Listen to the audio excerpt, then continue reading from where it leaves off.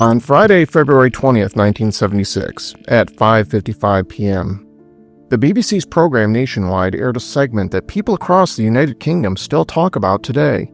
It was about the discovery of two small stone heads that a pair of brothers from the town of Hexham found while digging in their garden. This news segment only aired once, but that was more than enough to make a lasting impact. This was in part because this program contained graphic images of severed heads on spikes. The segment also contained its very own jump scare, with a scene from the Hammer horror film, The Curse of the Werewolf. Now you might be wondering why the BBC would decide to air such a graphic segment right around the same time many families across England were sitting down to their mushy peas and bangers and mash. Well, that's still up for debate. But the real jaw-dropping moment from this segment about the alleged supernatural activities surrounding the Hexham heads was the moment that the BBC's expert declared on national TV that werewolves were real.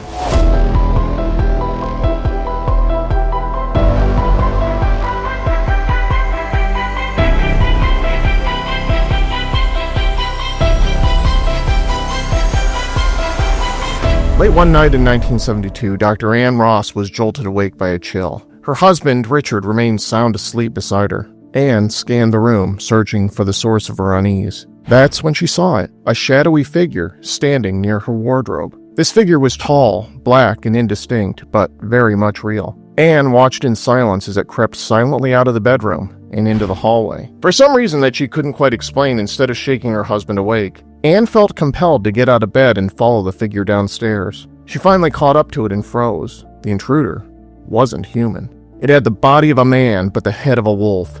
It stood at least 6 feet tall, and it was covered in black fur. Without a sound, the creature walked out the front door and vanished into the night. Only then did Ann snap out of her daze. She was shaking as she woke her husband, Richard. They searched the house, but could find no trace of anything out of the ordinary. Now I know what you're thinking. Ann clearly had a nightmare. Lots of people around the world experience sleep paralysis, and a lot of those people also describe seeing terrifying shadow figures. But keep in mind that Dr. Ann Ross was a noted expert on Celtic history. Her husband was a respected archaeologist. So it's a surprise then that she would put her reputation at stake by going on national television and describing not only how she was certain what she saw was real, but that the thing she encountered was a real-life werewolf. The series of strange supernatural events Ann Ross described all occurred after she took possession of two strange fist-sized stone heads found by a couple of boys from Hexham. But let's back up. It all started in 1971 when two young brothers, Colin and Leslie Robson, were home alone and trying to find a way to entertain themselves. What they decided to do was dig some holes in their garden. As the boys dug deeper and deeper,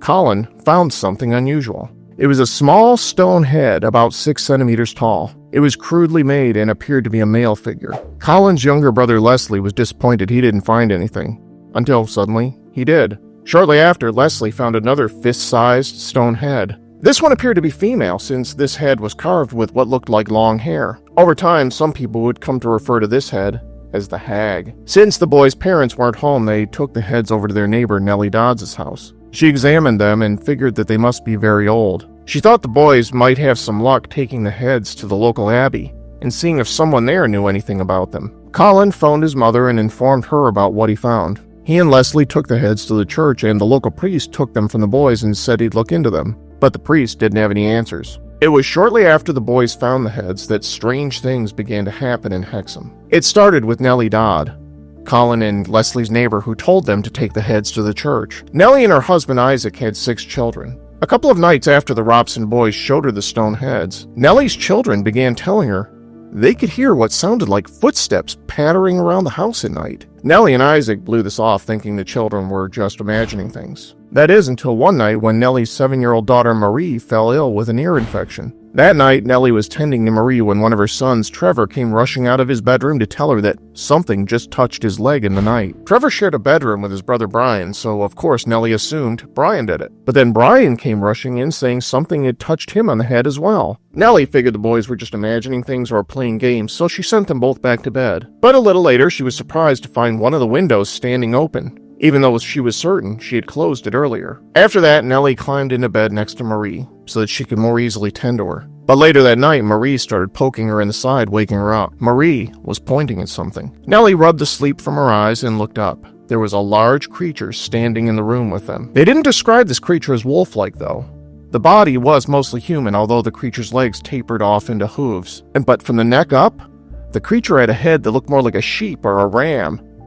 Marie screamed loud enough to wake the neighbors. The creature immediately bolted from the room, then vanished. Nellie's husband Isaac came running, but he said he didn't see anything. Although when he went searching the house, he did find the front door standing wide open. The Robsons had heard all the commotion and came rushing over, but by the time they got there was nothing to see. It was after the local priest returned the stone heads to the Robson family that things began to get weird for them as well. The Robsons placed the heads on display downstairs, but when they would get up in the morning, the heads would be turned facing the garden where they had been dug up. The Robsons thought that their sons must have been doing it, but Colin and Leslie insisted they didn't do it. Sometimes the home's faucets would begin turning on by themselves. One time they found a mirror that had been hanging on one of the walls down on the floor. The mirror wasn't broken, and it didn't look like it fell. Rather, it appeared as if it had been carefully placed on the floor. Several ornaments were found broken, and according to Colin, the family sometimes saw these objects flying across the room. Every member of the family had the constant feeling of another presence with them in the house. The family sometimes heard what sounded like someone crying out in the garden. A single flower began to grow in the place in the garden where the boys dug up the heads. What was even stranger was that when they were standing inside the house looking out the window that faced the garden, that flower appeared to glow with an unnatural light. Although, whenever anyone went outside, it appeared completely normal. When you research this topic, the timeline can get a little difficult to follow sometimes. We know that initially there was a lot of press coverage of the mysterious heads. Much of it claimed that these two boys from Hexham had dug up two evil heads of Celtic origin, but much of that coverage died down after a couple of years, until it had a sudden resurgence after the infamous news broadcast in 1976. It was shortly before then that the BBC got hold of the heads and turned them over to Dr. Ann Ross. She strongly believed the Hexham heads were of ancient Celtic origin. The BBC segment where Dr. Ross appeared talking about her paranormal encounters became infamous, both because of the graphic content it showed, but also because for many years after, the recording was considered lost. It turned out that the video was never quite as lost as reported, though, although the audio was indeed missing.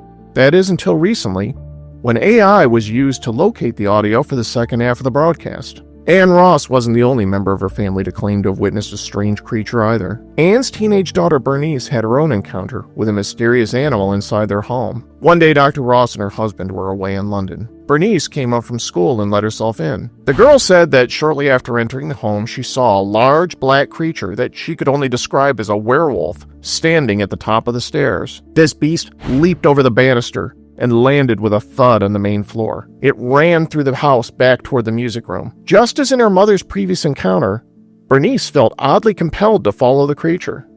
Only when she went after it, the creature vanished once it got to the music room. When the girl's parents finally came home, they found her quivering in fear. Dr. Ross turned the Hexham heads over to some other experts who initially dated the heads to being about 1,800 years old. There have been many other similar-looking heads dug up throughout England over the years. It's believed the ancient Celts used these figures in their worship. Some experts came to believe that the Hexham heads may have been incomplete and may have actually had necks and possibly even bodies at some point earlier. In any case, Dr. Ross was happy to be rid of them because she claimed that as long as she possessed them, the paranormal activity continued. She often felt as if there was an invisible presence near her, and sometimes when she was working alone in her office, the office door would swing open all by itself. Initially, everyone went along with Dr. Ross's beliefs that the stone heads were of ancient Celtic origin. That is until a local lorry driver blew a major hole in the story when he came forward claiming that he made the Hexham heads. His name was Desmond Craigie, and he used to live at 3 Reed Avenue,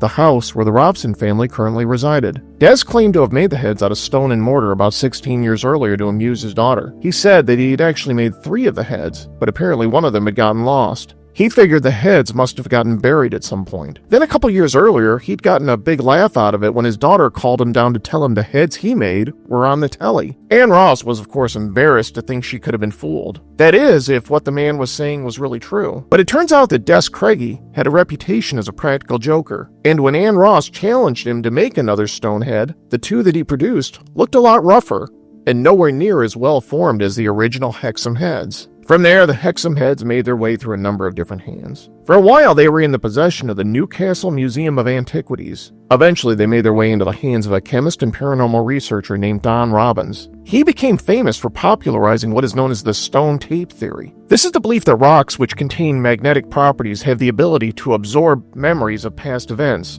sort of like magnetic audio tape. Robbins claimed that Stonehenge was the most famous example proving his theory. Robbins also believed that the Hexham heads were a much smaller example of stone objects that had absorbed the memories of those who had possessed them in the past. Of course, most mainstream academics strongly reject the stone tape theory as pseudoscientific nonsense. In the years that followed the BBC broadcast, there was even a possible explanation floated for at least one of the strange creature sightings. According to some stories you'll find, on the night that the Dodds family saw the mysterious sheep monster, a drunk man reportedly got his hands on a dead sheep carcass and was carrying it around the streets of Hexham over his shoulders. Because of course he was. Another paranormal researcher named Frank Hyde reportedly borrowed the Hexham heads from Don Robbins. But shortly after Hyde took possession of the heads, he got into a serious car accident. Hyde didn't die from the accident, but Robbins reportedly began having great difficulty remaining in contact with the man after that.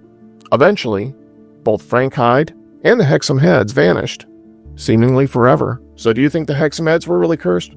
Leave me a comment below and let me know what you think. And if you like this content and want to see more like it, I'd really appreciate it if you'd click the subscribe and bell icons and maybe even check out another video like the one you see on the screen right now.